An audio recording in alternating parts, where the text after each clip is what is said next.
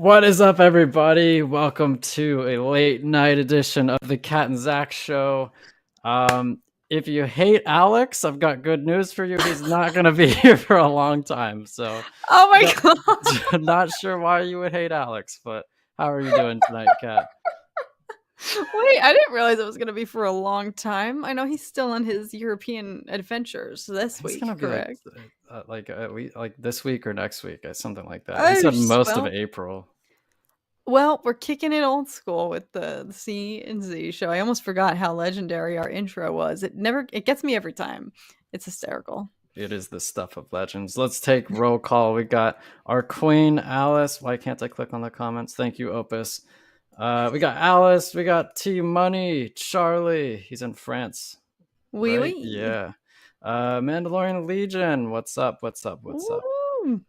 And A21 was here about 10 minutes ago. Maybe he's still here. Who knows? But it's a loaded slate tonight, folks. Kat and I have not had a chance to talk about any of this stuff yet. And we're going to try to do our best tonight. And then we'll probably go into more depth on Thursday. So let's just dive on in. Let's start with Ahsoka. We just watched well, maybe we did, maybe we didn't watch the extended trailer that somebody filmed at Celebration. Maybe, who knows? Um, I know what's your nothing about hype level for the show? Oh, epicness. I mean, I think we all went in knowing this show was going to be good, but when it comes to Star Wars, I think once you see the trailer and it really solidifies, or you hear the music and you're like, "Oh shiz, this is actually happening and it's real and it looks amazing and it's going to be amazing." Um I think it's very like evident. I think the trailer was effing amazing, but the best part is it probably showed literally just the barest minimum, other than of course the Thrawn reveal, which the tease is enough to just get everybody excited for Rebels. That's what actually not shocked me. I think we all saw it coming, but I am a bit surprised to see how Rebels centric it is going to be, which I wouldn't have necessarily anticipated when they first announced this show, but I'm not complaining. Not complaining at all.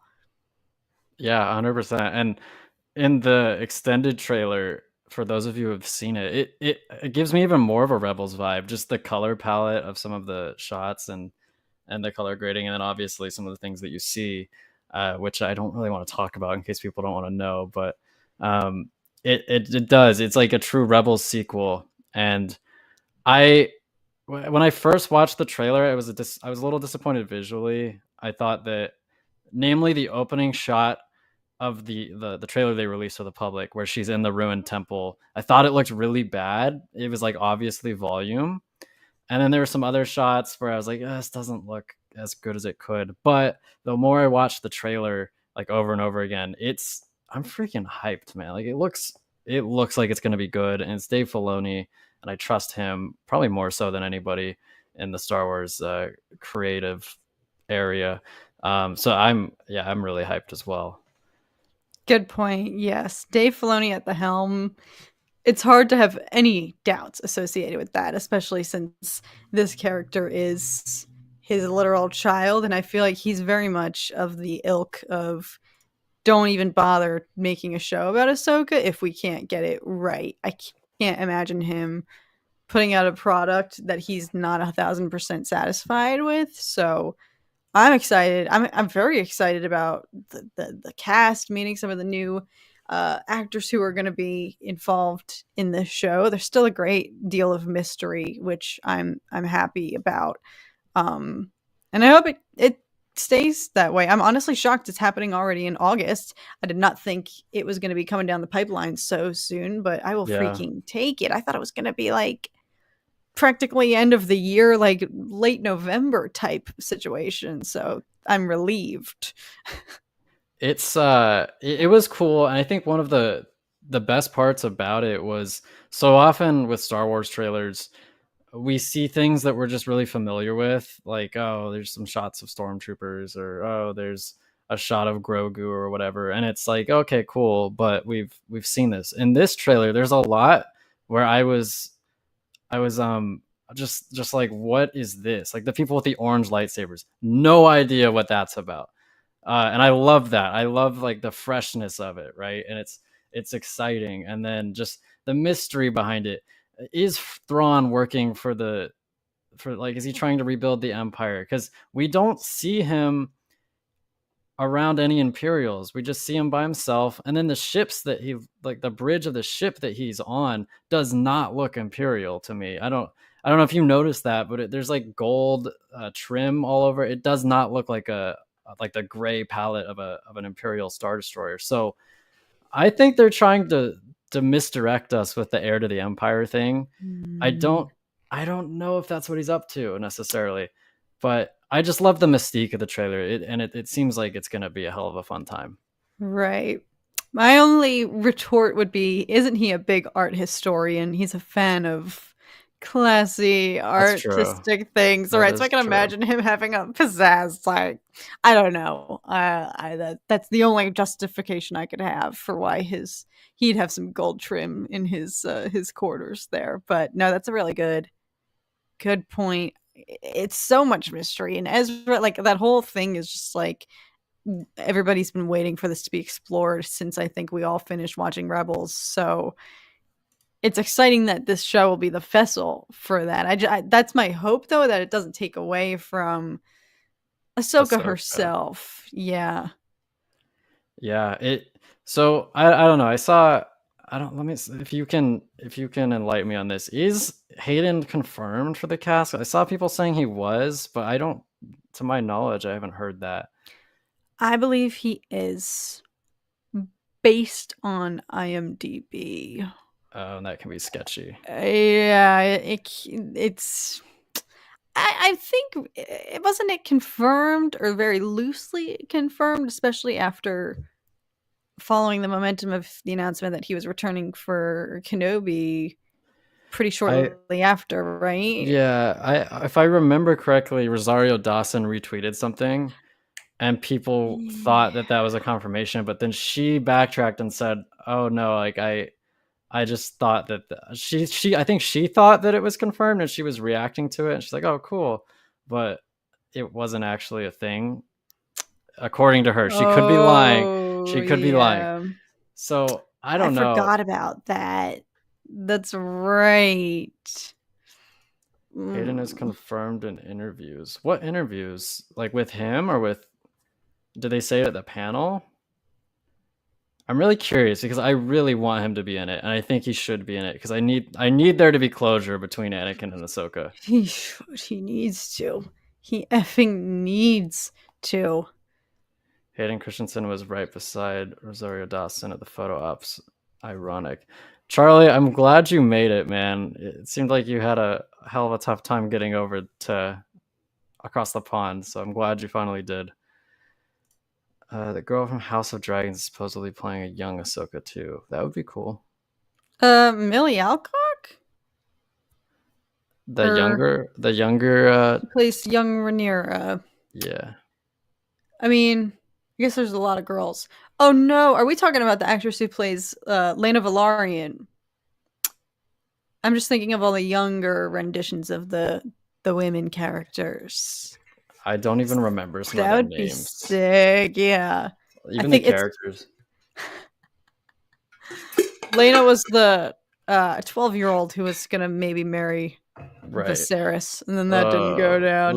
And then Ugh. she aged up like a sim 2 years later and went from like 13 going on 30. Oh, you didn't make it, Charlie? Oh god, I'm sorry, man. Of all That's people brutal. in this fandom who deserve to go to Celebration, Charlie is the one person. So my heart was broken about that. God, I would be so pissed. The passport people messed up are being sued. Well, they sounds like they did. And Forrest goes, "Hey, Snips." Yeah, if he calls her Snips, oof. I don't know if he can lead with that though. Like, "Hey, Snips, remember the last Remember? time when I tried to kill you?" Like, yeah, can we just pretend that didn't happen? Right. Right. Especially because that moment he wavered, he kind of, we all were like, Anakin. Yeah. It's the most I've ever felt like, holy shnikes, that's Anakin in there still. Um, out So of brilliant. I yeah, think it's so better than the Obi-Wan scene, honestly, in my opinion. Something about it, it's just it works more. It's probably because they did it first, but maybe. something about like when she says, "I won't leave you," not this time, and his eye like goes wide a little bit. It's just so subtle, but it's perfect. It was so perfect. Um, but yeah, to kind of wrap it up so we can move on because we've got a lot Oh my god, to I talk forgot. about. Um, we want Hayden to be in it. Hopefully he is in it. I would be very upset if he wasn't. Um, let's go to the Ray movie. We've talked about this in the past, like speculating about if this would be a good idea, and I think the consensus was we'd be open to it eventually. How do you feel about it being the probably the first movie to come to theaters since Rise of Skywalker?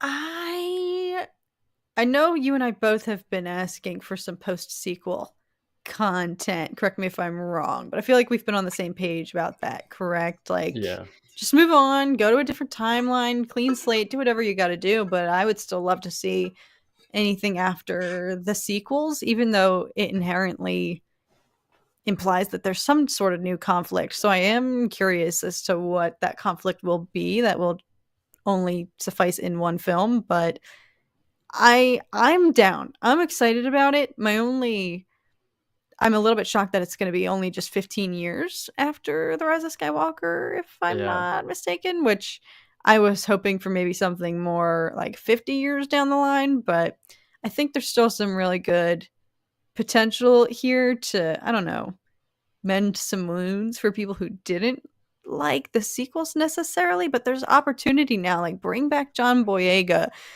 give some closure to him, and the seeds that you sprinkled in that he was maybe force sensitive as well. Like, I think there's a lot that they can still do. The potential of Luke Force Ghost returning, like, I think, I hope.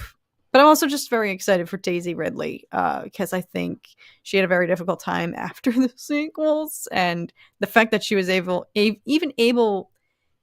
willing to come back. Because I could also be wrong in this regard, but I remember they interviewed like all of the cast of The Rise of Skywalker, and they were yeah, all like, "Oh, do you want to come back? Would you come back to Star Wars?" And like every other person was like, "I don't know," like kind yeah. of hesitant. So They all seemed pretty exhausted after it. Like, I feel like everybody was just tired of the sequels, which is why it's a little puzzling that they would go right back to it so soon. And I guess my official stance is this what I would have done? No, but I don't know. I'm all for rehabilitating the character of Ray, and then somehow, I just feel like what they're gonna end up doing, Kat, is doing what they should have done with the sequels and exploring like, oh, we're going to rebuild this Jedi Order and we're going to do something totally original. And on one hand, I'm ecstatic about that. Like, it's great. I want to see original stuff. But on the other hand, it's like, why didn't you just do that with the sequels? Why didn't you just tell that story? So in some sense, I feel like it's too little, too late. But I'm intrigued by what could happen in this trilogy or one movie or the two movies, however they. right, I was gonna ask you that. Like, I feel like this is very uncharted waters for us as fans because we're so used to getting our content in threes, with the exception of Solo and Rogue One. And while Yeah, Rogue One proved to the whole fandom that we can have a standalone film that isn't part of a trilogy or anything like that, it definitely still fit within a storyline.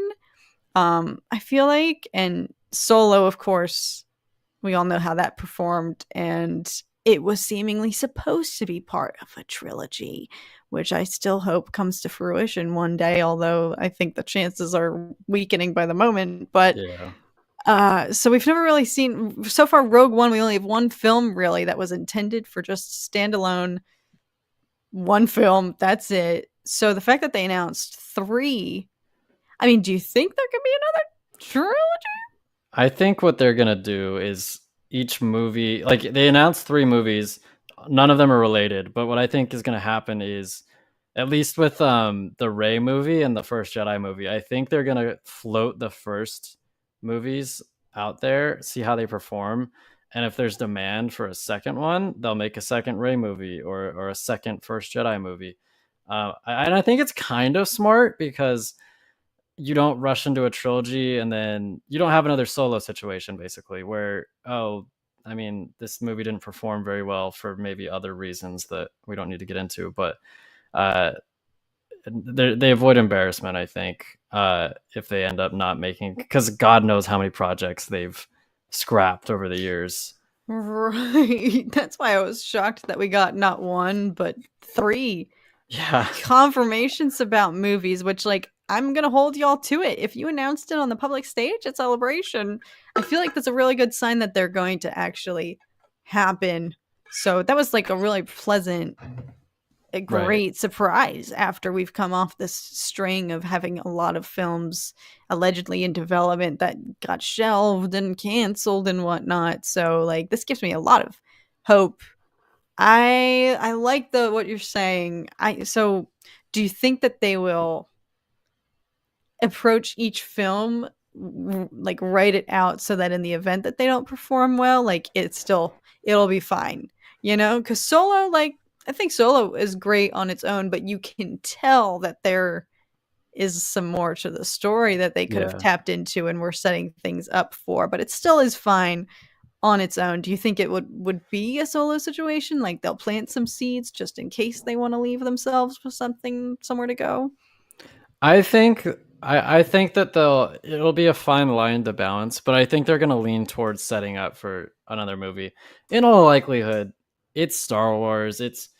You haven't seen it on the big screen at that point for what, 7 years, 6, 7 years. So I think regardless of what they do, it'll make money. So I think I would put it at like 75% that we see a second Ray movie, unless it's just terrible. But I don't think it will be because I think they're going to be hell bent on redeeming themselves, so to speak, um, which is a good thing. And I want nothing more than Ray to be turned into like a genuinely good character. I think that would be fantastic. It doesn't bring me any pleasure that I don't really like Ray. Like I don't dislike Ray. I just don't really care about her. I want to care about her. I want them to take her and make her an amazing character. And I think it might be a good way to do that by having her run an academy. I mean, that could be cool. That's what I wanted to see Luke do. Uh, so yeah, No, that's a good point. It's actually a really, really good point. I think with the sequels, there are a lot of other characters that I was a little bit more intrigued by. Again, nothing against Ray, but I was in the same boat. I never disliked her. In fact, I thought her storyline was most interesting. I think we all were the most intrigued yes, when there was mystery and nobody knew what her backstory was.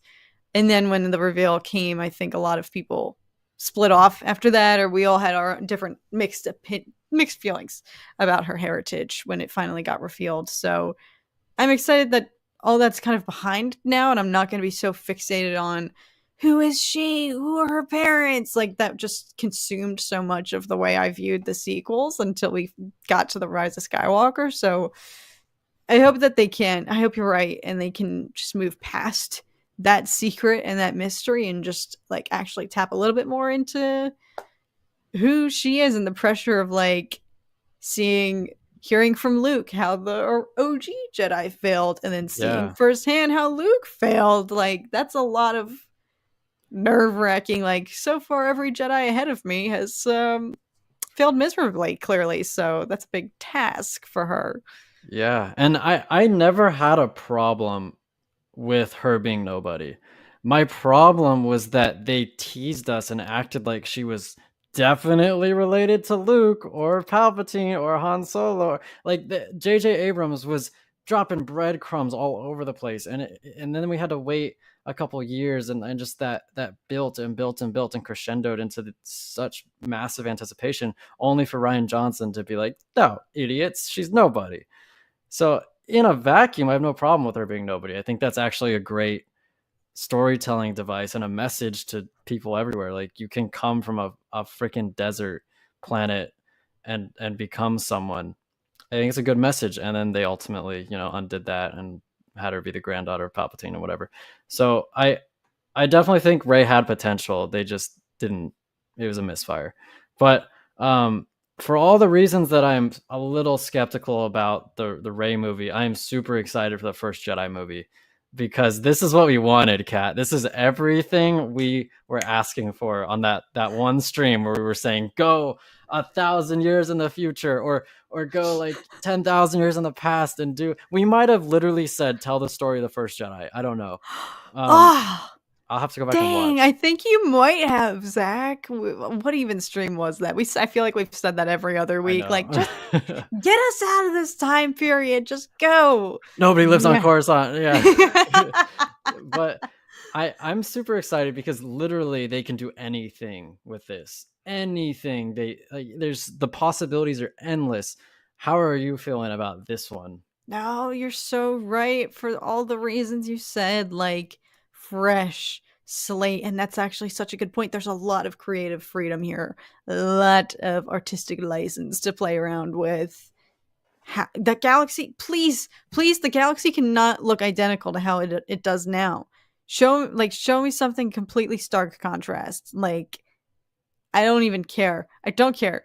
I literally just anything other than what we know to be Star Wars in its current day and age, at least from the period of the Skywalker saga. Like, change it up, play, do things. I don't care. I am also just really curious to see, like, we know the Force to be a good thing, depending on how you use it. So it's, first Jedi, implies that they discovered how to use the Force for good.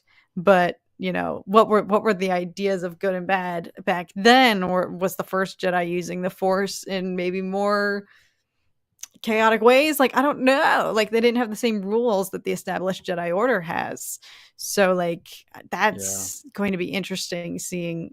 I hope we see not one but multiple people, realize that they're Force sensitive and see the different ways in which they interpret it when there's no authority figure to say you can't tap into the dark side, because they didn't even know what the dark or light was, probably, right? So and the way it was described, I think they described it as like almost like a religion, like founding a religion, like a Passion of the Christ movie at like movie or something like that. Like it sounds like it could be really deep and profound and something that we've never seen before in Star Wars. It's so mystical, and I'm so excited for this movie.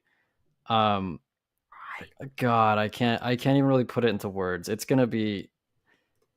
I just keep going back to it. Everything we've ever wanted. Just getting the hell away from this like 40-year block of time that they've just trampled over, and just doing something so original. It's gonna be fantastic. And James Mangold's brilliant too. I could not really ask for a better director to helm it. Let's move on to the Filoni movie. So I've heard this described as it's going to tie up all the loose ends of the shows that we're seeing currently, like Mando and Boba Fett and Ahsoka. But I've also heard it described as the rise of the First Order,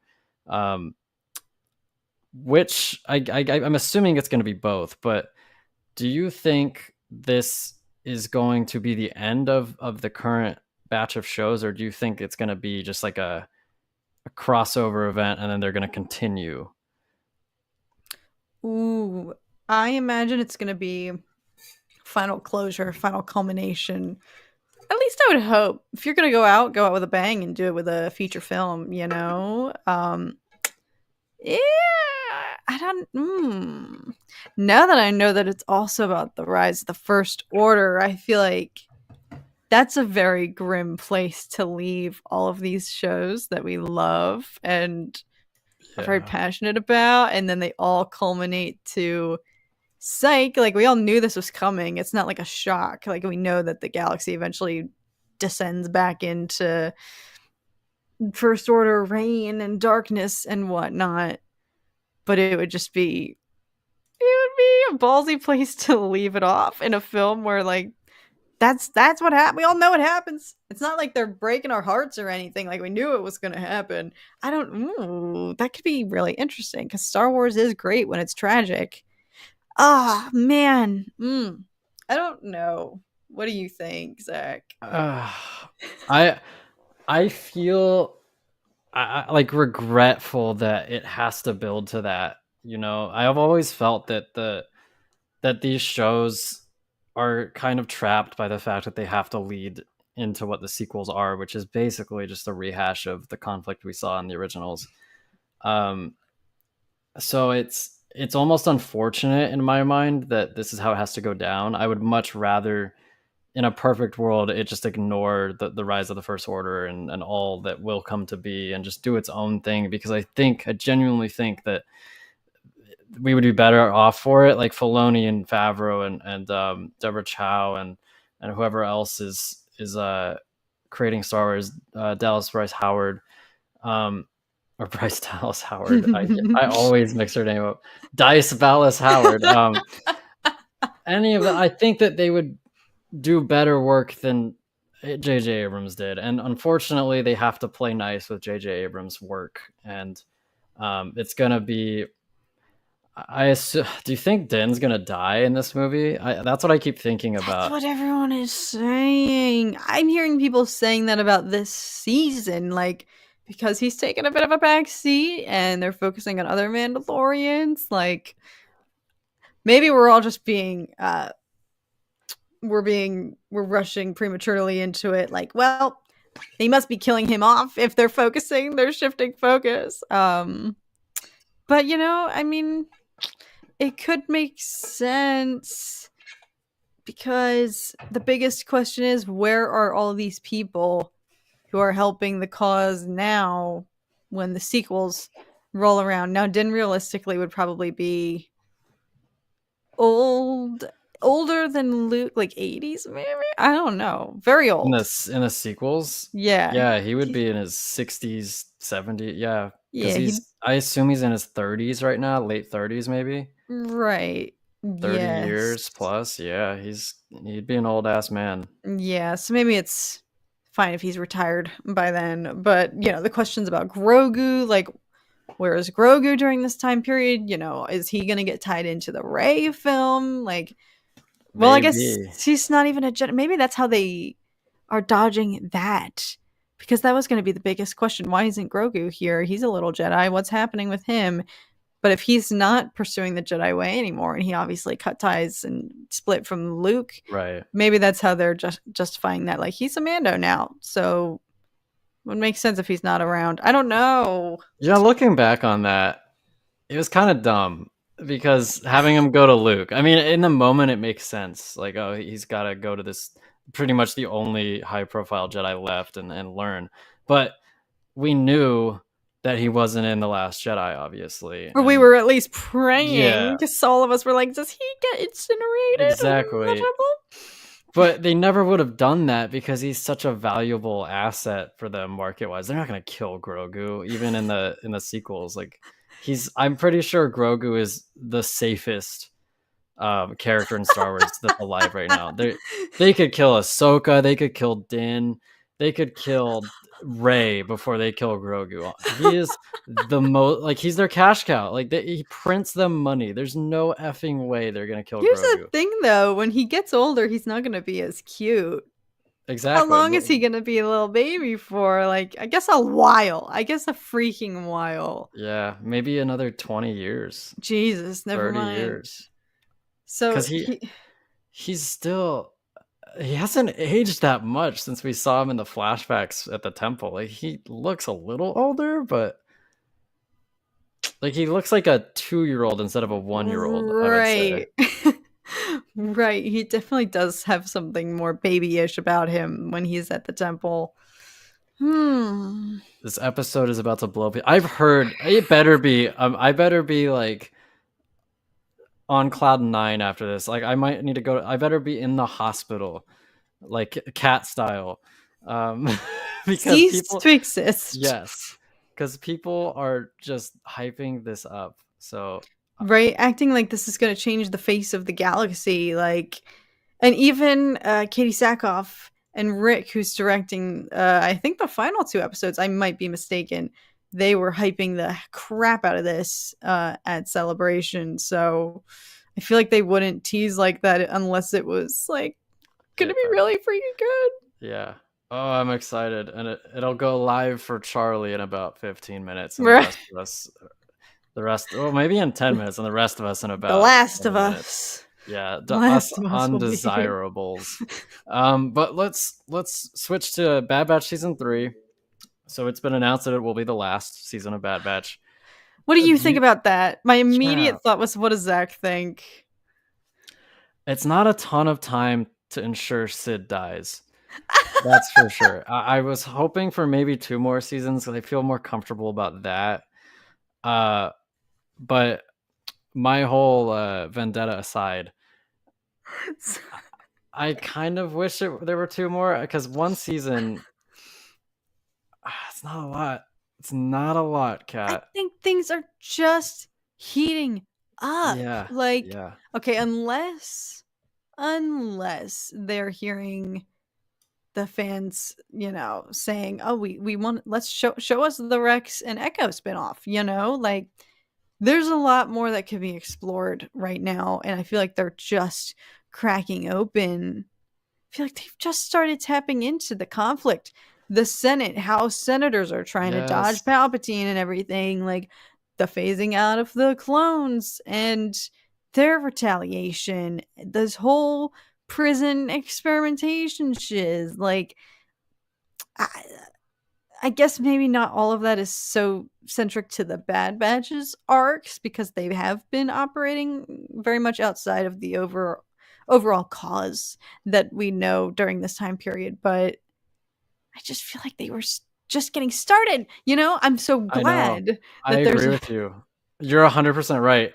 And it makes me mad even more in hindsight that they've spent so much goddamn time on these filler missions. Like, Jesus Christ, I knew like, you were going to say that. you have 3 seasons and you spend like about half of it at least on just these senseless, like, we need to save Mochi missions and whatnot. And whatnot. Like, god damn it, like, it just doesn't feel like it's enough, because you're 100% right. It's just heating up. It's just getting good. Like, this whole like secret base thing is very interesting. Now Omega's captured, and the clone uprising is hinted at happening, but I don't think we're far along enough for it to actually happen yet, even within a season, unless the next season is like 20 something episodes. I It just wish. feels like they need at least 2 more seasons. I agree.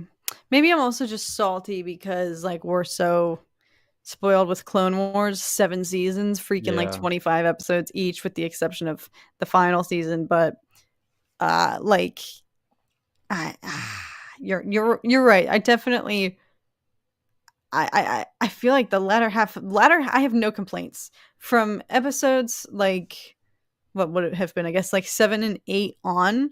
I freaking loved everything yeah. about this second season here and was like this show is coming into its own. Like this is awesome and they haven't been afraid to touch on darker concepts and things cuz this is a darker time period. So I definitely feel like my whole viewing experience of these past 2 seasons, I went into this show thinking we were going to get like 4 seasons at least.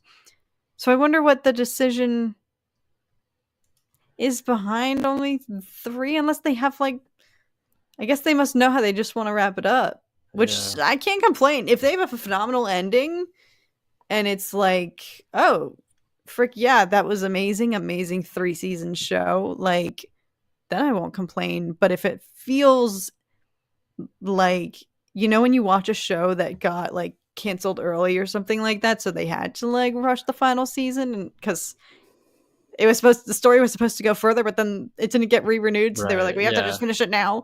Yeah. I hope it doesn't feel like that. Yeah. And I think to an extent, the reason I don't want it to end so soon is I'm really scared that if it ends, that's it for like we're not getting, like, the Clone Wars is done. Like, And I feel like it's the scene with Tech falling, and we're all like Wrecker. We're like, "Don't you let go!"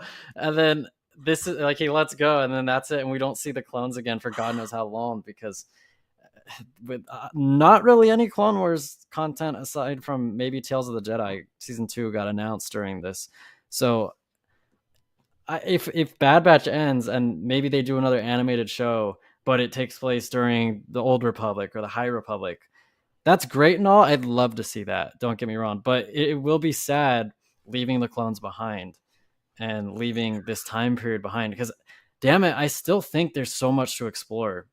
Like I'd even love it if they went back and animated all the unfinished episodes of the Clone Wars and did a season 8, which wouldn't make Yes. sense because they ended it with season 7. But there's just so much in this time period. It's such an interesting time period. It's probably my favorite time period in Star Wars. Uh, it's so interesting, and for it to finally end will be sad. And I'm not emotionally ready for that. Do you think they're gonna freaking whip it out again and have the most soul crushing finale like they did with Clone Wars, which I'm still not emotionally recovered from, like, and never will be probably. Do you think that's in store? Because everything we know about, we went into this show assuming, well, everyone in this Bad Batch is probably going to die because where Yeah. are they in Rebels? Which is awful that this is always our measure of survival in Star Wars. It's like, well, they're not in this future show or project, so they must be dead. Like, Yes. Yes. I I don't know if they can pull it off because Clone Wars was special and it had so much time and so many episodes building up to it. On top of it, dealing with characters that we already knew for the most part. Although the last 4 episodes primarily were about Ahsoka and Rex, who were created by the Clone Wars. But still, again, 7 seasons of development with those characters. It's a long time. Bad Batch will have had 3, and I don't think that any of the characters in the Bad Batch um, measure up remotely close to like Ahsoka or Rex in our hearts. I love some of the characters. Well, love's a strong word. I like some of the characters, but I don't think any of them will leave me. Like if leaving these characters won't leave me in the state that I was at the end of the Clone Wars. Like I sat in my room after I watched that episode in silence for like 40 minutes, like just complete silence because that's how awestruck I was from that finale. It'd be hard to top that, basically. right. That was like my lowest point in my adult life, in fetal position, crying on my childhood bedroom. Like, this is over. Like, I'll never recover from that. So that's a really good point. They'd have to do something dramatic, like kill Omega, something that I would never imagine them doing. Which, I'll be honest, I didn't even think they were gonna kill Tech. You heard me. I was like, everyone's Tick. saying it's gonna be dark and someone's gonna get the axe, but like, I don't think they have the audacity, and they proved me wrong in that regard. So I wonder. I get Eli. I think I'm sure they're gonna make more animated shows. I just don't know if they're gonna stick in this time period. I would not be surprised if they make a High Republic animated show, is what I meant. What's up, G Mars? I think Bad Batch should have at least 4 seasons. I agree. I wonder if they're gonna end the show on the planet where we see Rex, Gregor, and Wolf, or maybe they'll do a spin-off with like more focusing on the larger scale clone stuff instead of the Bad Batch, which is kind of what we wanted. Right. Victory and Death still holds a special place. It's such an incredible episode. Those 4 episodes, oh my god, they were brilliant. Just the agonizing dread of like just wondering when Order 66 was gonna come down, just waiting for that shoe to drop. I've never just the tension was probably not good for our health. We all lost 5 years of our life. Like I could physically feel it in my stomach, which that's just good storytelling right there. Right. For real. Season 2 ending when Ahsoka cut Vader's mask at me. Yeah, that was one of my favorite Star Wars moments, without a doubt. Filoni's not gonna be. Yeah, Filoni's so big. I'm worried he's gonna get burnt out. He's doing so much across just everything in Star Wars right now. Yeah. I you can tell there's that at the Clone Wars anniversary panel, he was explaining how he's, doing his best to mentor other people so that he can create the next generation of Dave Filoni's at Lucasfilm who will helm the animated stuff. Because it sounds like he Right. very much wants to keep the animation department alive. I don't think it's going anywhere. They absolutely Thankfully. should. They Yeah. should. And they should stick with the style. I don't want them I I know. love Rebels. Rebels style sucks compared to the Clone Wars. Like the Clone Wars is so good. They just keep it all Star Wars animation should be that style. Is it that the Clone Wars is so good, or we were just so used to it that when Rebels rolled around and then Resistance, it was like, these just aren't Clone Wars. I don't know, because it was just Yeah. it was jarring to me. It took me forever, like the entirety of the show, practically, to get used to just the different animation, especially seeing characters that we had seen in Clone Yes. Wars, in Rebels. Like Ahsoka's actually pretty good, like Yoda's version, Oh, Anakin. Anakin wearing the what was he wearing? I don't know why they did that. I have no idea whose idea that was. Let's animate Anakin in something he's literally never worn before. It'll be great. Like, what the hell was that? Like, it was such a. I don't get it. I really don't. Let's see what people are saying. I watched the final 4 episodes of Clone Wars like I rewatched any other Star Wars movie. They should cut it into a movie. They'll probably go High Republic next. Yeah, I would. That'd be my bet too, Eli. High Republic seems likely. What's up, Nick? Clone Wars was awesome. Rebels graphics sucked. I know it didn't have the detail and the fidelity, and I just think the style of the Clone Wars was better in my opinion. Well, especially by season 7, they like really mastered it. So good. It's been phenomenal. That's what was fun to hear Dave Filoni saying. He was like, I wish we could have done the Clone Wars and from the beginning in the animation technology that we have now. So that was half the impetus for him to do Tales of the Jedi, because he was like, I just want to do more in this animation. So I think now that they have mastered it, I doubt they would stray. Maybe. We can talk about Tales maybe on Thursday, but I do want to talk about Tales of the Jedi because I loved the first season. Yeah, very glad. I hope there's more episodes in season 2. What was I gonna say? I don't remember. Oh, I was just gonna I remember the one shot in the trailer of the season 7 Clone Wars where Obi-Wan's got his lightsaber out and there's all the smoke. That was when I was like, holy crap, they stepped up the animation to a crazy degree. You're right. I know the exact shot, and it is like seared in my brain. Oh, that whole trailer. Ugh, so sick. All right, Charlie. Yep. The episode came out for him. You called it. It's about right. It's about the time for Charlie. So stoked. Kevin O'Connor is doing music for Ahsoka. Yes, and I really want to hear the Ahsoka theme. And then real quickly, no Kenobi season 2, at least not in the immediate future. But I get the sense that they don't want to do it. Really? Kathleen, just her direct quote was, let me see if I can find it really fast. I should have had this prepared. I'm sorry, everybody. No, it's all right. I wasn't aware she had I knew she said it wasn't currently in development, but I didn't realize there was potential subtext in her statement. Yes. Let's see. Okay. I'm gonna move this up here so I can see it. Okay. Where did she say? That's not an active development, but I never say never because there's always the possibility that show is so well received and Deborah Chow did such a spectacular job. Ewan really wants to do another. Everybody's all hands on deck with what we're doing right now. As you can see by what we showed everybody, we'll turn our attention to that maybe down the road. So if it's not even in development, we're probably looking at, say it is going to happen.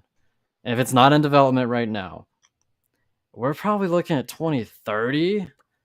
2028, 2029. I mean, some of these movies that they announced aren't coming out until the late 2020s. So, right. That's a good point. Basically, what I summarized from that is she's saying we already have so many plates in the air. Yeah. Which is fine. Literally, I feel like here we were being so grim a few weeks ago when we were like, they're dialing back on content. We're never going to get Star Wars again, right? We were like so in our feels. But the celebration, I felt very like reinvigorated. I was like, yeah, thank God, we still have so a lot. Much. Right? I feel like this was the most content like ever at Celebration and or Survivor, Ahsoka, Acolyte, Skeleton Crew, 3 new movies, Tales of the Jedi, Bad Batch, freaking just like so much. So it's just a big shame that you can tell Ewan McGregor and Hayden Christensen would do it again in a heartbeat. Like Yeah, Ewan is really plugging for some to come back in some scope. So it's such a shame. that's what I was gonna say. It seems like there's something happening because he seemed so plugged into it, like you said. Like he was like a little kid on, like, I don't know if you saw the clip where he came out onto the live stage and just said goodbye to everyone. Like he didn't have to do that. Like no one would have batted an eye, but he wanted to, and he was just like, he's like, woo, he's like screwing it. Like Yeah. he was high. He was probably more hyped at this one than he was last year. Um, Honestly, both of yeah. them. I think both of them. Like you, Hayden almost cried. Like he was so emotional at the Right. reception he got. Um, so I just feel like maybe Kenobi season 2 isn't happening, but I don't know what it would be. I have no idea what it would be, but I wouldn't rule out seeing Hayden and Ewan reprise their roles in something because they seem very involved. Oh God, I hope. Could you imagine? Only scope I could think of if you're right, which I didn't think about. Like there is some excitement there that maybe would suggest like they know something or he is coming back in maybe another context, another something. Only thing I could think of that would be applicable and amazing would be Clone Wars flashbacks in the Yeah. Ahsoka series. Oh, Or of all it's three of them. it's possible. I mean, I for some reason the fact that he's married to Mary Elizabeth Winstead, I don't know why, but I feel like that makes it more likely that he'd be like, oh, he's visiting set. Well, maybe we can do something with Ewan, or maybe Ewan will play the Force Ghost of Obi-Wan, and they'll finally tear that Band-Aid off. Ooh, frick. Maybe. All right. All right. I Maybe don't know. we're not wishful thinking here. Because I get, like, I understand that there's an era for everything and things end and whatnot, but Ewan and Hayden still look great. Like they're still capable of portraying their characters, and I'd love for them to basically milk that for as long as they can, because it means a lot to us as like people who grew up around that time. It's not something that fans of the original trilogy got to see, so it would just mean a lot to be able to get as much of our heroes that we grew up with as we can while they're still, you know, Able young. to. Yeah, able to. Yeah. Yeah. Even if we don't, it's just been very satisfying. Like we were saying, everybody after the sequel trilogy, you could tell the magic was kind of gone. I don't want to speak generally. Who knows how they were all actually feeling, but I think you're right. There was a sense of they were all kind of ready to be done for a little bit. I'm pretty sure Oscar Isaac. What is his infamous quote now? If I need another Need house, another I'll do house. Star Wars again. Which I don't know if that's meant. He's literally the goat, so he can say whatever he wants.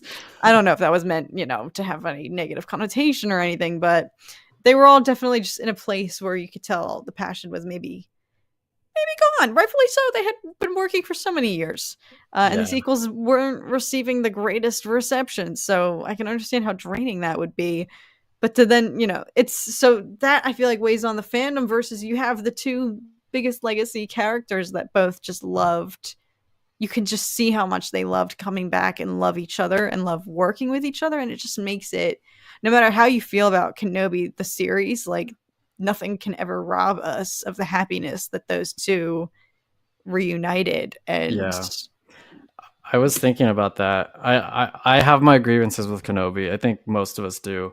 But I think just for the simple fact that it re-sparked the love that Ewan and Hayden had for Star Wars, and it gave them the opportunity to see how much we love them and how loved those films are. I think it was worth it. I don't care if it's not as good as it could have been. Like if I could go back and redo it, sure. But we can't. That doesn't matter. It's not possible. But I think that it's important to just be thankful for that. they're back in the fold now. They know that they're super appreciated and loved and whatnot. And I think that's beautiful. And the show Obi-Wan Kenobi gave us that. And that said, the episode is up. So that was early. It's 53 minutes long. Holy shnikes. Wait, let's see. I'll prep this is early. Oh, frick. Oh, that thumbnail, frick. It seems dramatic. God, it does. Wait, oh my Tarkin, God. stop. Not yet, Tarkin. Jesus, Tarkin, what are you doing? Okay. I have to make us circles. All right. There we go. All right, Tarkin. Thank you. When ready. Thanks, buddy. All right, chat. Y'all know the drill. You know what to do. Let's make this a quick one because I'm admittedly extremely hyped about this episode. Colin's up here in the chat teasing us because he got to watch it at Celebration as well. You don't know what will happen. You're right. I don't know, Colin. I'm so excited. It's so amazing. Like coming off of, I don't think last week's episode was maybe the most popular one, but all it takes is one person to say this episode is going to rock your world, and then we're like, we're right back in. We don't give a crap. We're like, let's go. I think the fact that Alex of all people was like, yeah, this was sick. Like this was incredible. He never says that. He's even harsher than I am. He's our resident skeptical person. Yeah. So. Yo, look at all these emojis. It can't even reload fast enough. You guys are popping off. I love it.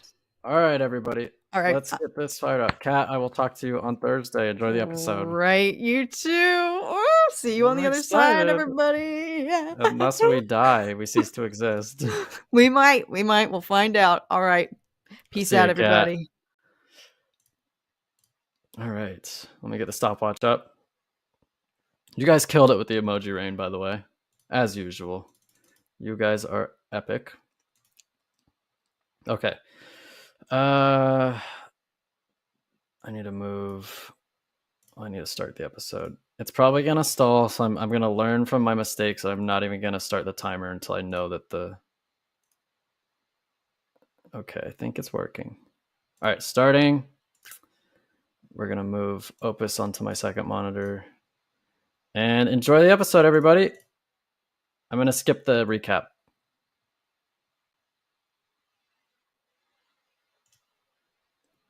And I'm going to let the intro play. You got to let the intro play.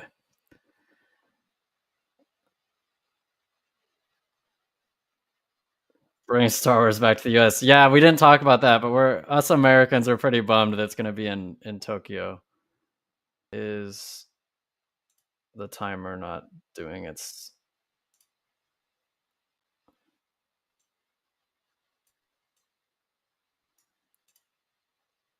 Okay. Now it's moving. This looks like the Andor planet.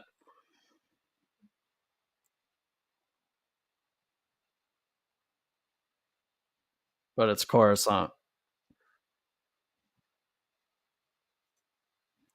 The underworld, baby.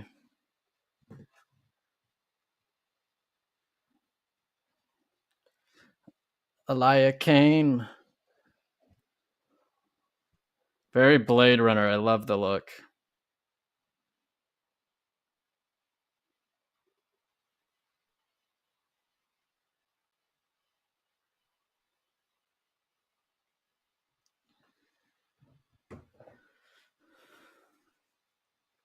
Look, this you guys have been really hyping this up. This better be amazing.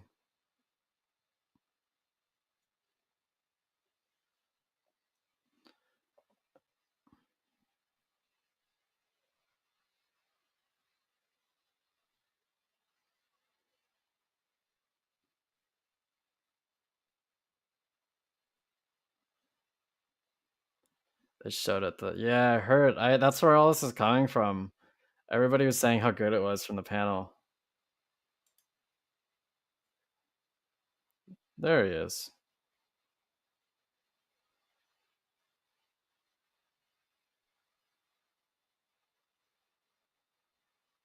No mustache.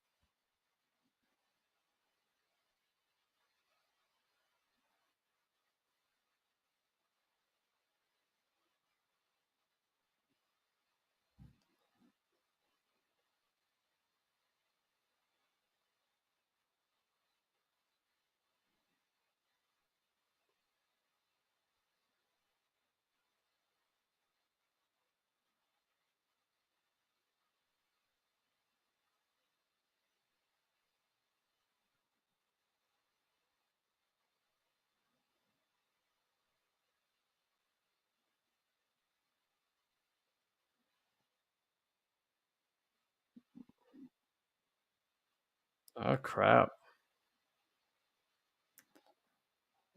Next model of Dark Troopers, perhaps?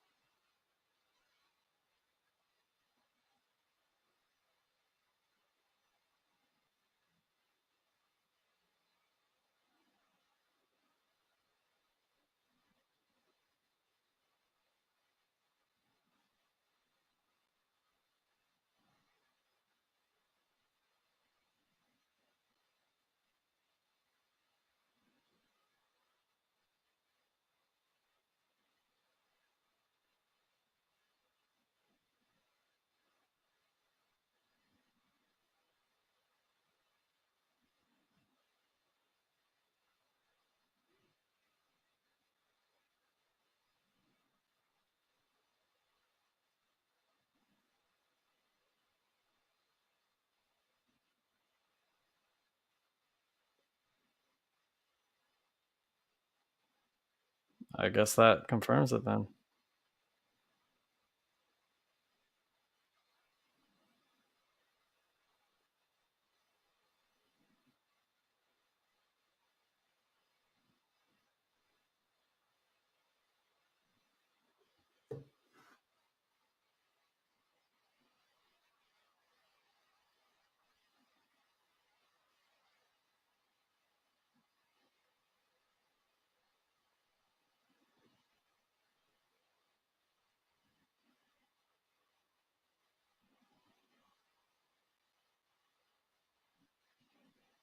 Wasn't Pelion in Rebels or in the Thrawn books or something?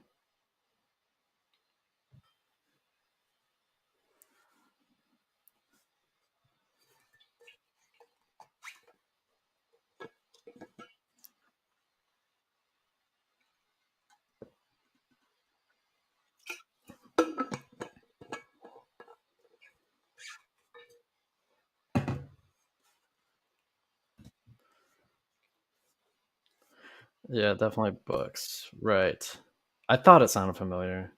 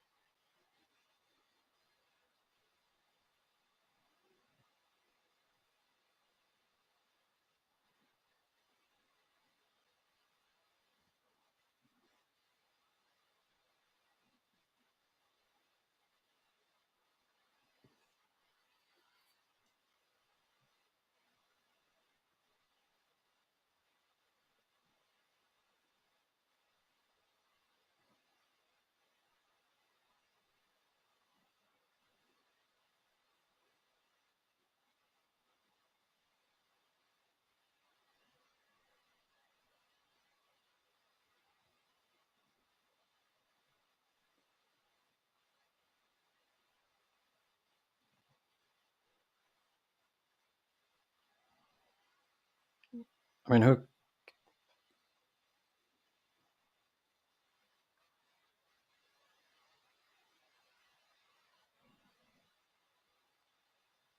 I mean, there's like 50 of them,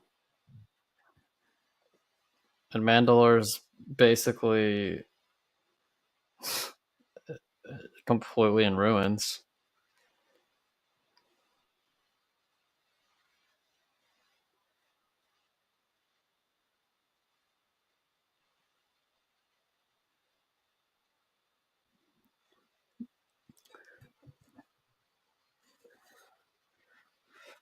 Gotta love Giancarlo.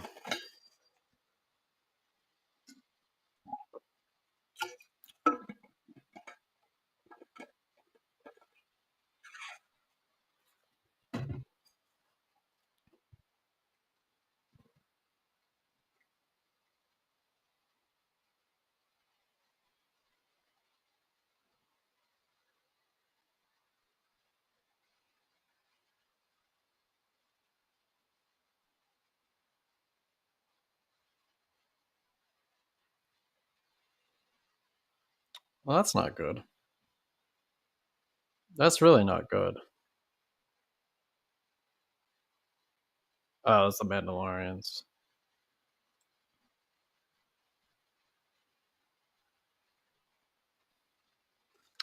Yeah, Ray Sloan would have been a nice inclusion. Man, imagine painting that.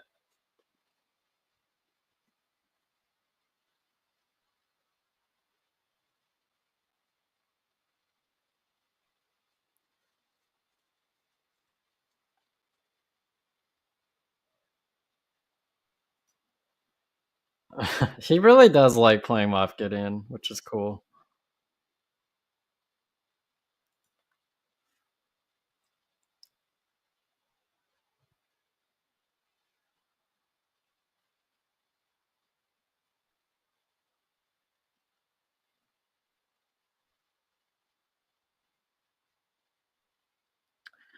That is a sight to behold.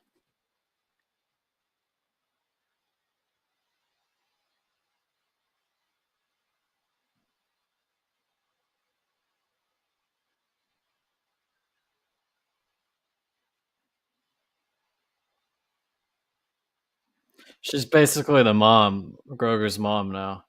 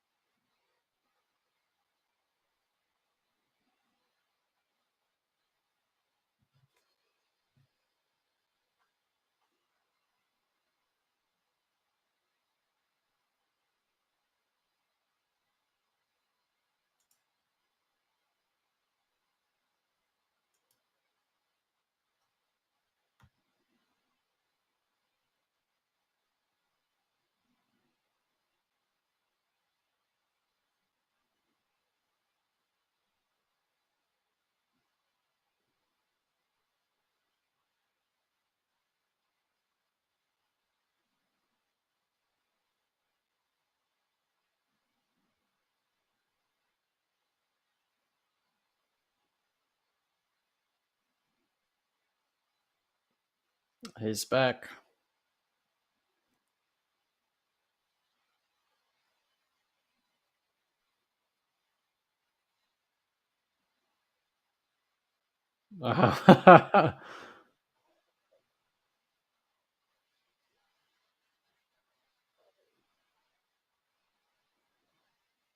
He should probably be covered.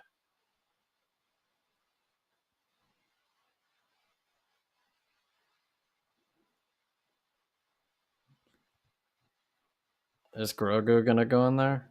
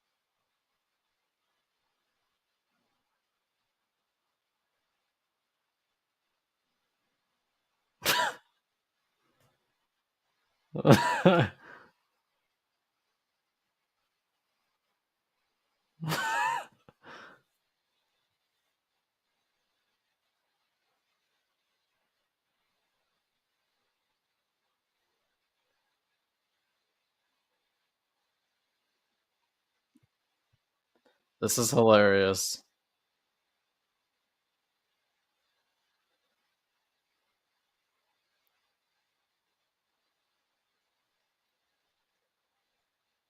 Yes.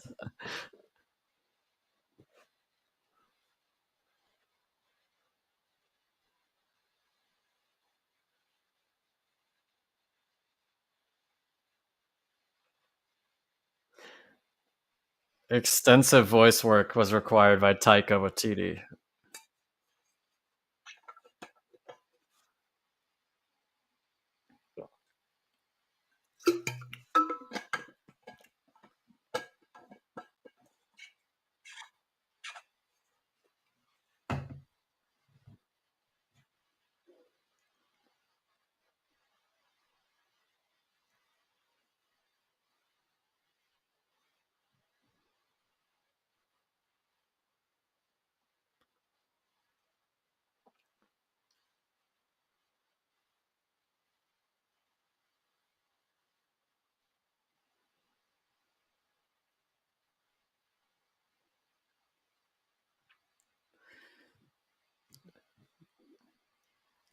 Yes.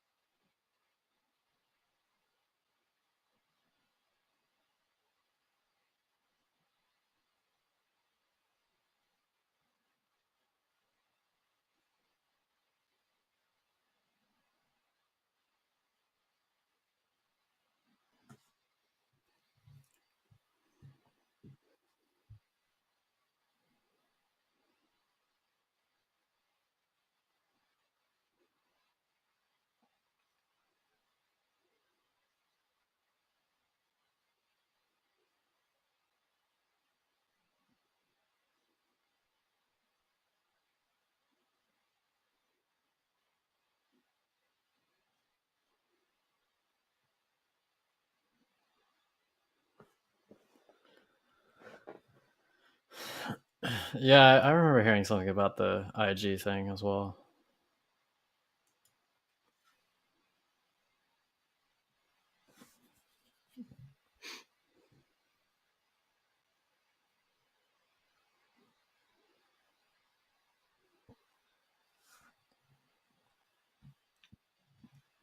I will take the ring to Mordor.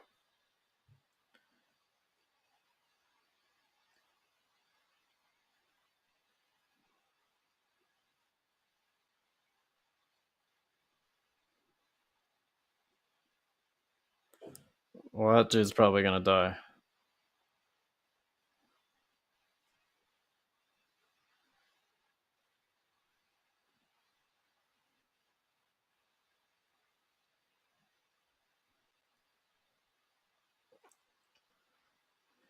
I still don't trust the armor. I don't know.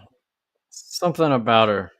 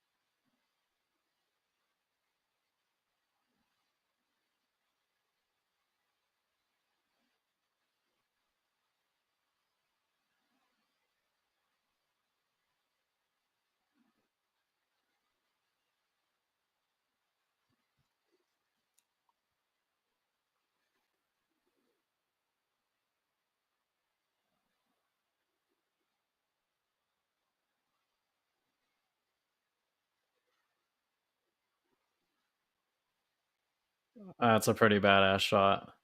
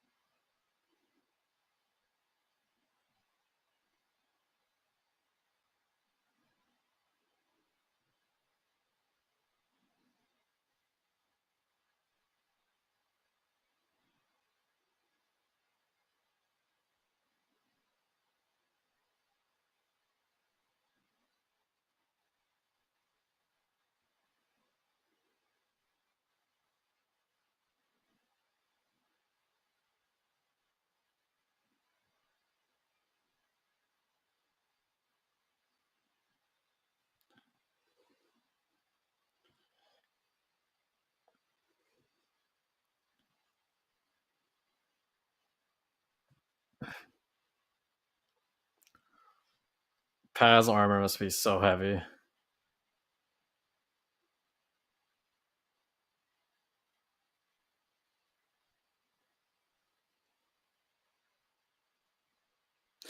It's got a kind of dystopian beauty to it after being glassed, honestly. I do like the visuals.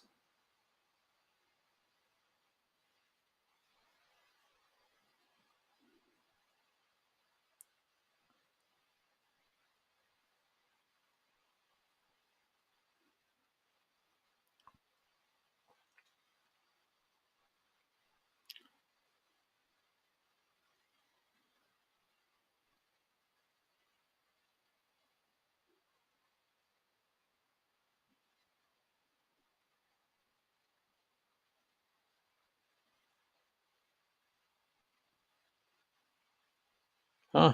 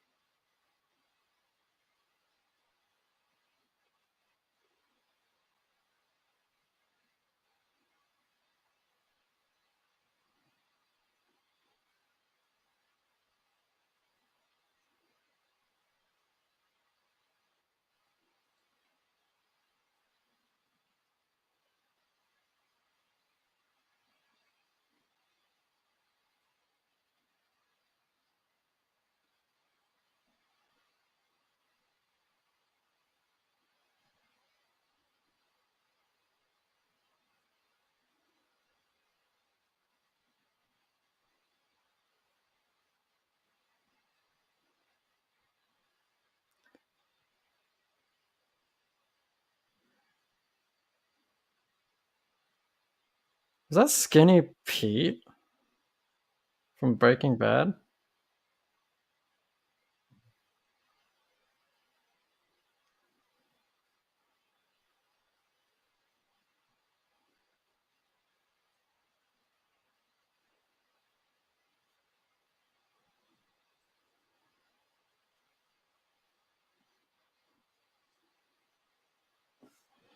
I swear it's just a mech suit.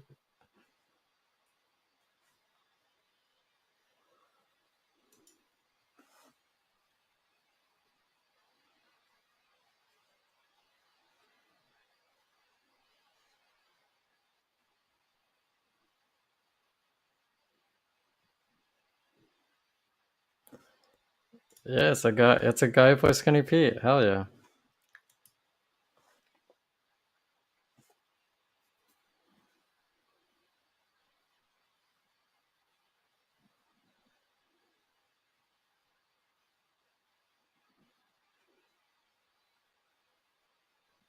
Well, that didn't happen. I was gonna say I didn't think he could beat her in a fight.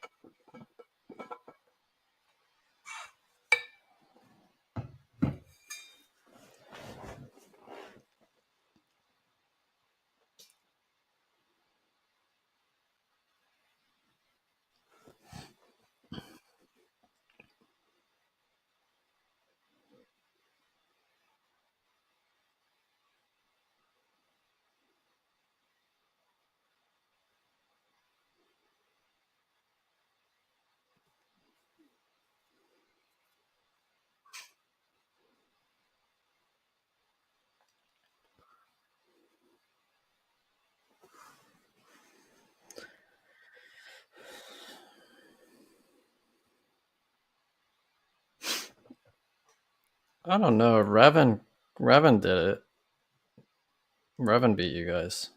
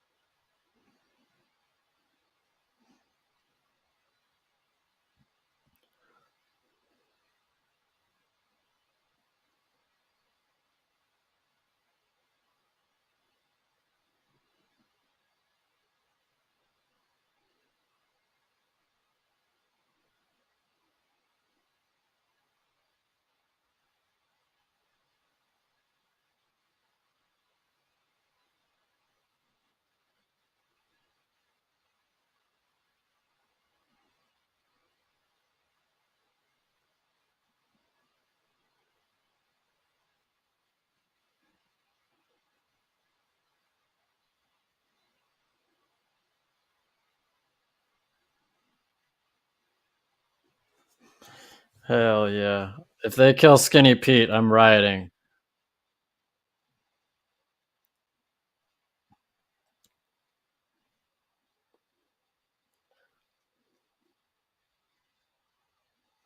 I like this vessel. It's kind of Pirates of the Caribbean, kind of Mad Maxy.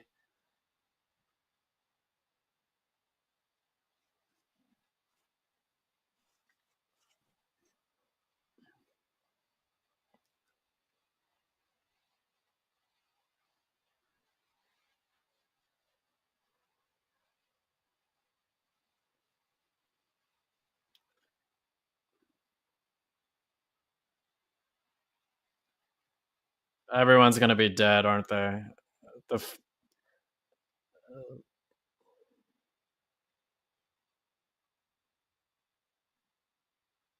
their fleet's probably destroyed.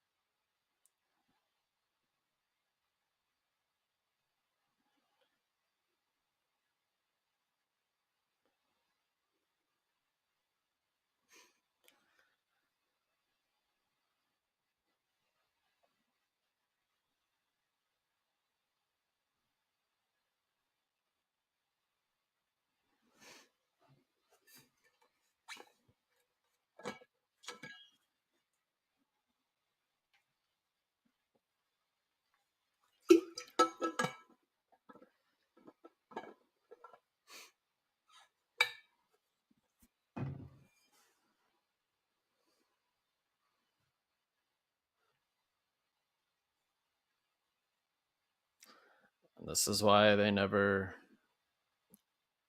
get anywhere.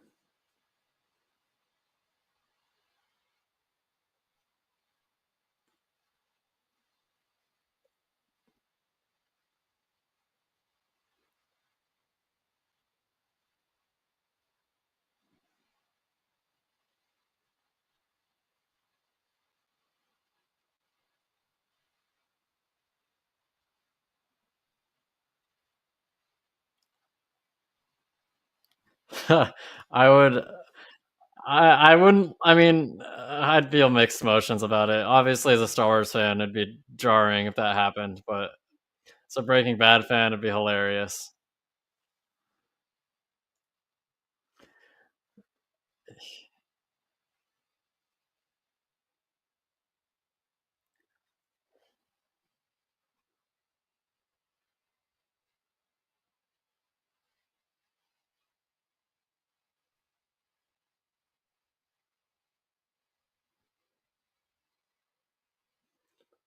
Hell yeah, Grogu.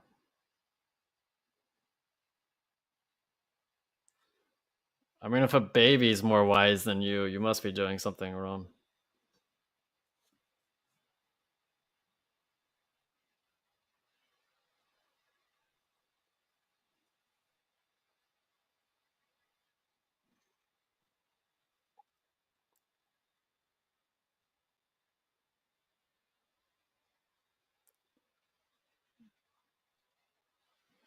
And then the Imperials come out of light speed.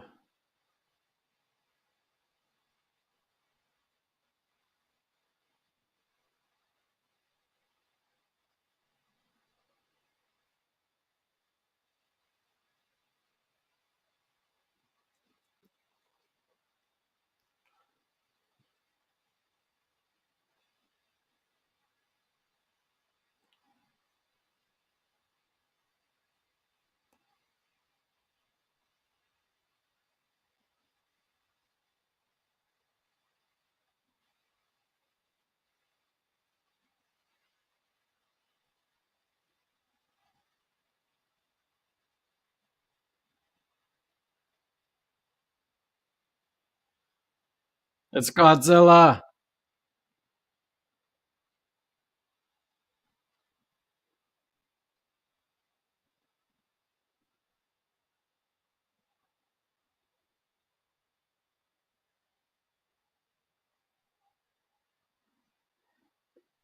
It is Godzilla.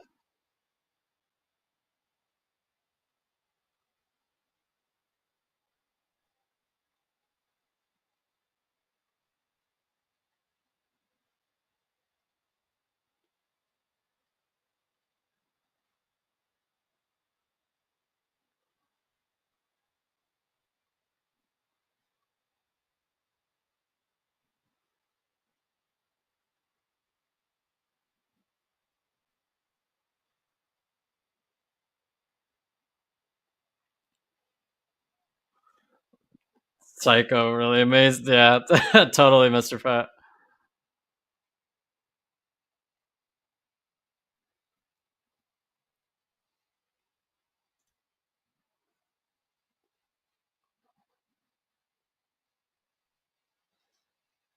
What the hell is that thing? Because it's not a mythosaur. It's another giant monster.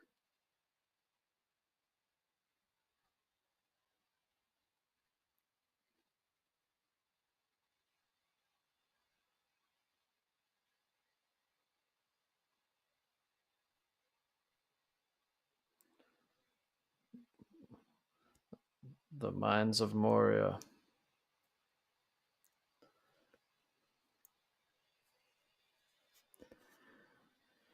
My cousin Balin will give us a royal welcome.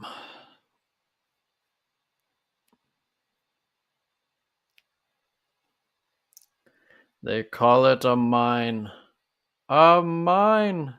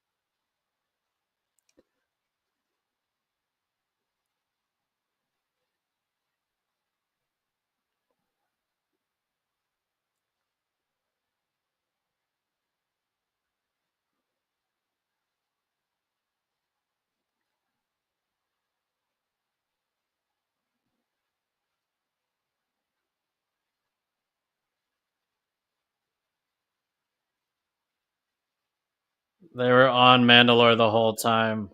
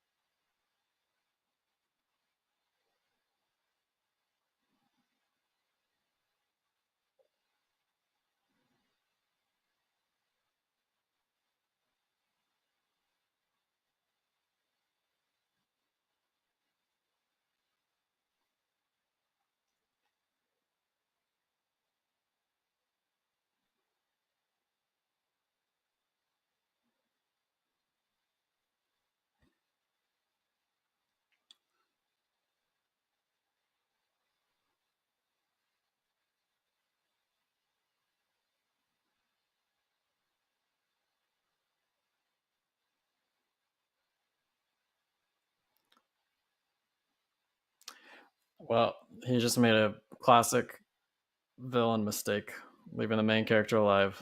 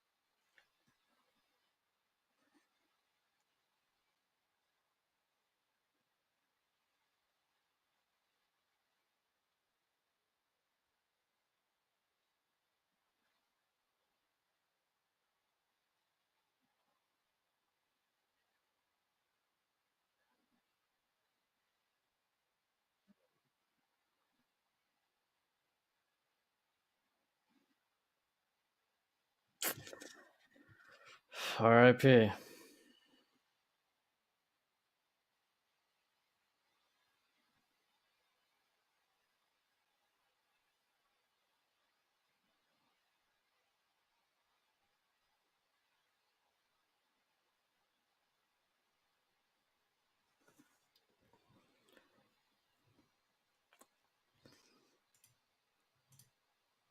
All right, that's the episode.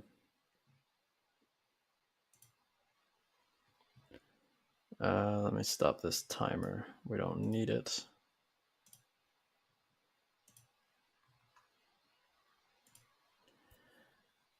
All right, so that's not good for the Mandalorians. Um, the Imperials are on Mandalore. I didn't see that coming.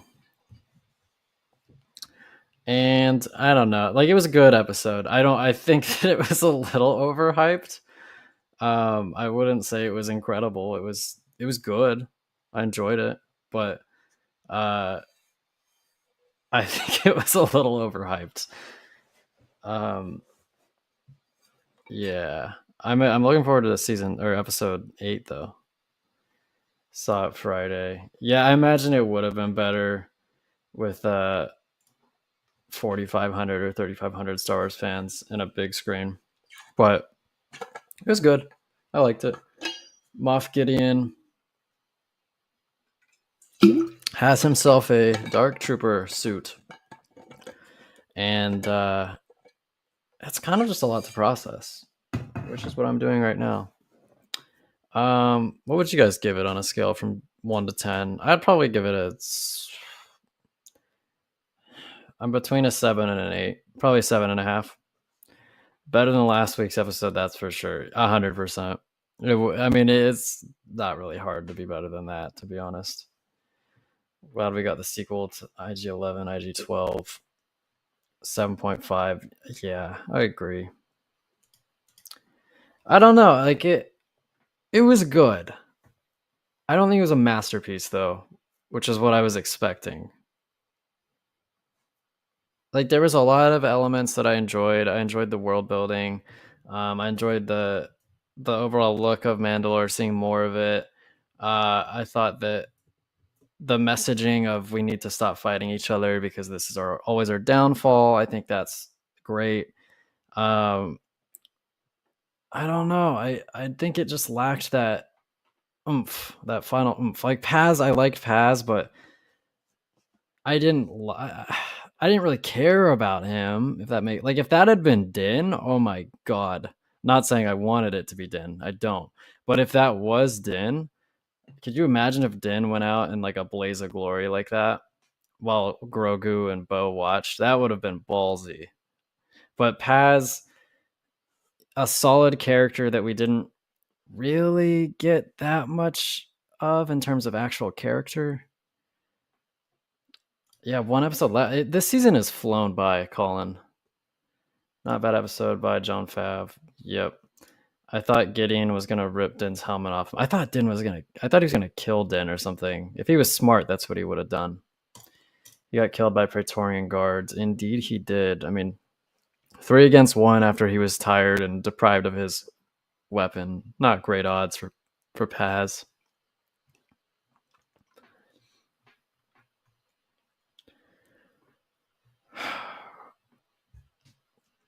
Bo didn't really use the Darksaber much. I want to see her use it because she was pretty sick with it. She was whooping that one creepy dude. How did Gideon have access to those guards? I don't know. I'm interested in the history of Praetorian guards now because you pretty much go from the Imperial guards that Palpatine had to the Praetorian guards that you see in The Last Jedi. So these guys looked basically identical to them. So I don't like, how do you choose them? Where do they come from? What's their primary directive? Very interested in that. I got major Bad Batch vibes with an underdeveloped character getting more attention this season only to die. Yeah, that is a common trend that happens in shows where they want an emotional moment. It's kind of like, I like Paz, but it's more of a, oh no, not Paz kind of thing for me. I'm not genuinely saddened that he's dead. I feel bad that his kid's an orphan now, but I don't know. Or like, if it had been a major character that they killed off, then this episode would be high on my list because obviously I'd feel extremely emotional about that if they had killed off Din or if they'd killed off Bo or even Grief Karga. Like if Grief Karga had been there for some reason and he died, it would have been a bummer. Now John, Dave, Katie, Emily, Carl, and Giancarlo would come on stage and say bye, but they're not in my room. That's right. Wish we'd have at least seen his face before he died. It's confirmed to be Favreau's face though, because of the action figure. So I guess just imagine it. Say it again because I read a lot of Star Wars comics. It felt exactly like a comic book. Could you elaborate a little bit? I'm curious. I'm not saying I disagree. I want to know. I want to know your thoughts in depth. That one Mando, wasn't he in Rings of Power as that one Harfoot? Which one? There were a lot of Mandos in this episode. And honestly, I don't really remember the Harfoots. I hated the Harfoots. I was so sick of them. The dark skin. I don't think so. Let me look it up. I'm pretty sure not. Harfoot leader actor. Let's see. Lenny Harry.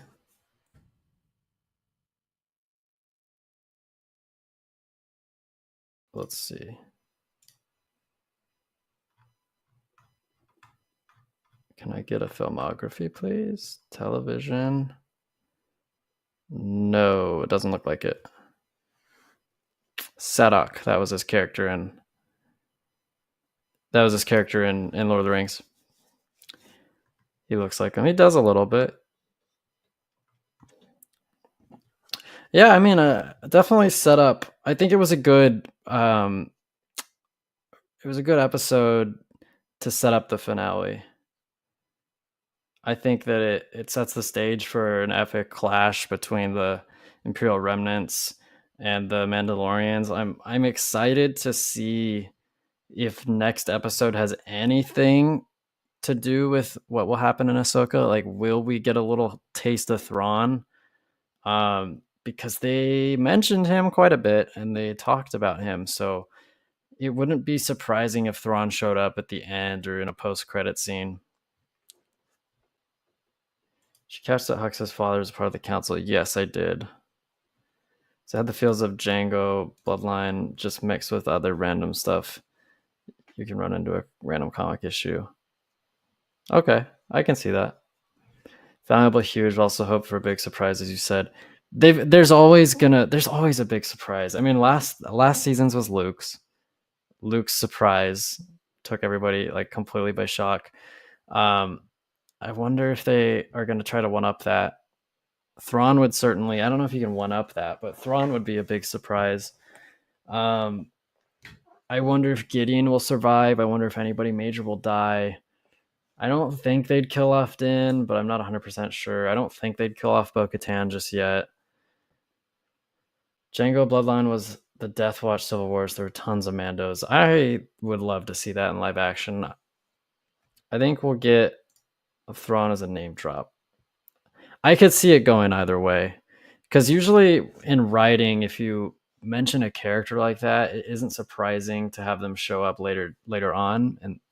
But I could also see them just familiarizing audiences with Thrawn, name dropping him more times just to get that name in your head. If you haven't read any of the Thrawn books or any of the canon or Legends Thrawn books, or if you haven't seen Rebels, you start to get an idea of at least this Thrawn person's station.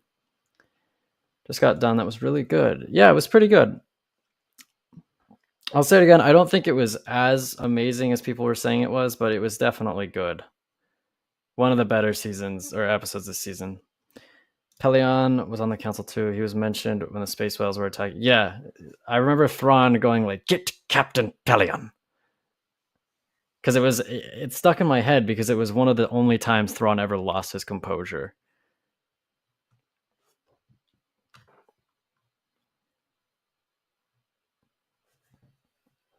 So I guess it confirms it. I mean, not necessarily, but it seems like Thrawn is going to show up and try to be the heir to the Empire. No, it was not as amazing, but at least now we know Ahsoka will be after this then. Yep. Seeing Thrawn would be sweet, though. I'm going to rewatch Rebels now. Rebels, I feel like Rebels is a show that I revisit scenes of. Like, I don't know that I would give it a clean watch through again, because there are a lot of episodes that are... I hate using the word, but there are a lot of filler episodes that I don't need to rewatch. But there are some phenomenal moments and phenomenal episodes in Rebels, like Twin Suns, Twilight of the Apprentice, Trials of the Darksaber, obviously Jedi Knight, I think. Was that what it's called? Or not? I don't remember. Look, the episode where Kanan dies was great. Doom, just all kinds of good episodes. So there's a lot of... I've always said that Rebels has really high highs, and it's kind of like this, like steady and then boom, steady and then boom. It isn't necessarily Clone Wars, which I think went upward slope, but it definitely has phenomenal moments. They need to get people to understand who Thrawn is some way. If you didn't watch Rebels, read the books, people wouldn't know who he was. Totally. I rewatched and was on season 1 when Zeb made his live action debut. Perfect timing then. I'm the craziest Rebels fan building a Kalikori. It's a Kalikori. I'm so happy that Lars is playing him. His voice is perfect as Thrawn. Anyone else voicing Thrawn or playing Thrawn and not having the Thrawn voice would have been a letdown. I think the best was when Ahsoka versus Vader. Yeah, one of my favorite moments in all of Star Wars was the Ahsoka versus Vader. If Thrawn appears, I think it'll be a post-credit scene as a hologram talking to Gideon. I think Thrawn would eliminate Gideon, because Gideon is kind of a mad dog, and he's already turning his co-conspirators against Thrawn, who he hasn't even met, it seems like. So I don't think that Thrawn would want Gideon working for him, because Gideon seems to want to be the top dog. I don't think he would play nice under Thrawn's leadership. Saw him live in Crowd Went Wild. I did see that. He's perfect. He looks like him. We need a Callus versus Thrawn rematch. I don't think it would go well for Callus. Thrawn is too smart for any dumbass Imperial.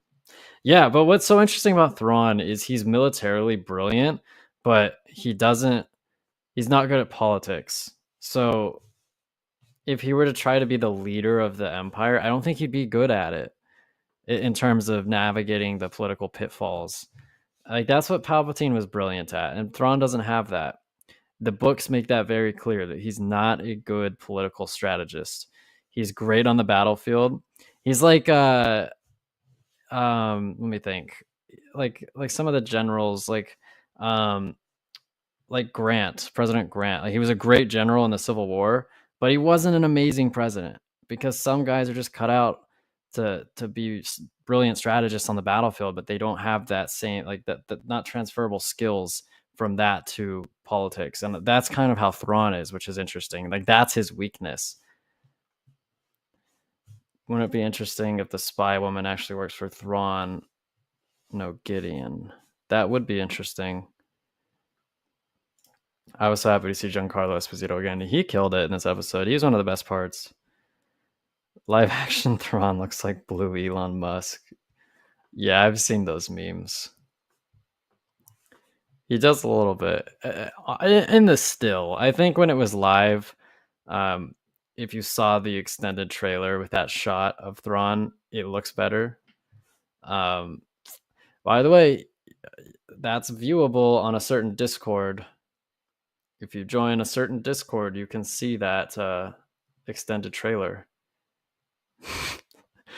I don't know who posted it, but they're the real MVP, because it's so frustrating not being able to see some of the stuff that they show to the panels. But we have some heroes who risked their ability to watch those to bring that to us.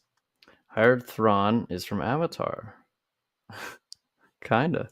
Happy they kept Gideon a mystery throughout the season, because it was a shock to see him in the beginning of the episode, and it might have been his Dark Troopers who rescued him. Yeah, or it's just the Mandalorian, or not the Mandalorian, the Beskar troopers who were in white. They probably rescued him, which I wonder.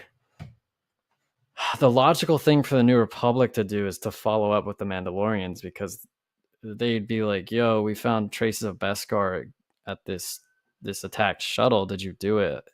So I wonder if that's going to cause any drama. That's what you meant. Yep. By the way, A21, I saw that you were mentioning me in the Discord. Just DM me in there. I think I accepted your friend request, so just DM me.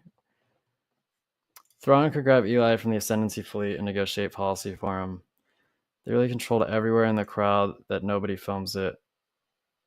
Some seem to get away with it. Yeah, I was thinking about that, because people were saying that they were really tight with it, but yet people still got it.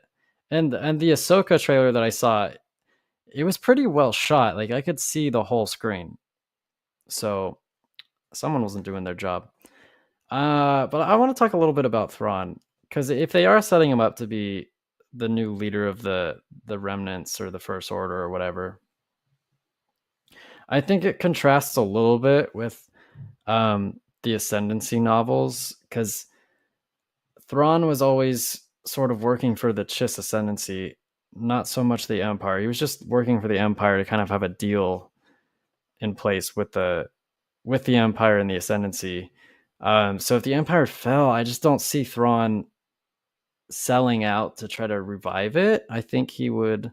They're gonna have to provide a reason for it, or they won't, and they'll just completely ignore the novels. But I don't think you should ignore uh, Zan, who wrote them and the original Thrawn books back in the olden days. Hope next episode is on. Yeah, I hope it's like an hour. Eli was his translator in the Empire. Yep, Eli Vanto.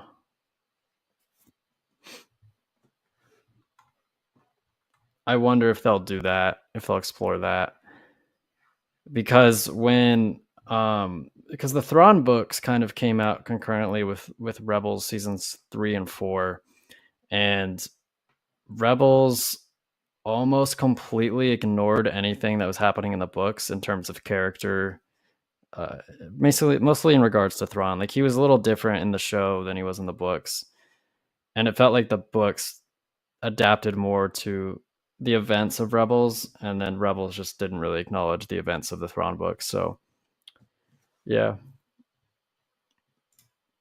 there's connections from both though. Just think an episode 8, an Imperial fleet will come over the planet and we'll see a white uniform, and boom, that's where the episode ends. That would be crazy, but I don't know if he's gonna show up. And if he does show up, I think it's gonna be like who said it? Someone was saying we'll see him on a hologram. I think that's more likely. A hologram or something. The other human that was with the ascendancy was Carrick's right hand. Yeah, but folks, I am getting tired, so I'm probably gonna call it. Thank you for watching with me. If you haven't liked the stream, please do it. It helps us out a whole lot. And hope you enjoyed the episode. And I hope to see you on Thursday, where Kat and I will break this down. We'll also talk more about what was announced, because there was just so much. We literally didn't cover everything. So with that, I'm gonna turn in. Thank you, everybody. Have a good night, and I'll see you on